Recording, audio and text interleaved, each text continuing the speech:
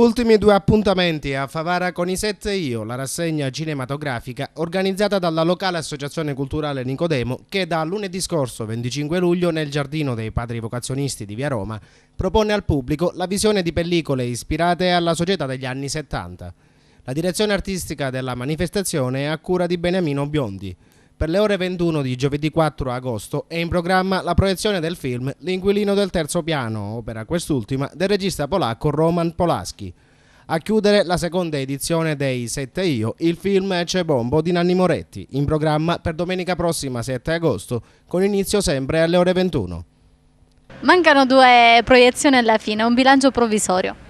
Il bilancio provvisorio è più che positivo, infatti abbiamo avuto proprio la media di 100-150 persone per serata, ma soprattutto dobbiamo dire che questa rassegna ha avuto il pregio di portare a Favara in un periodo diciamo non consono persone di tutta la provincia di Agrigento e questo secondo me aggiunge un valore non indifferente a questa rassegna.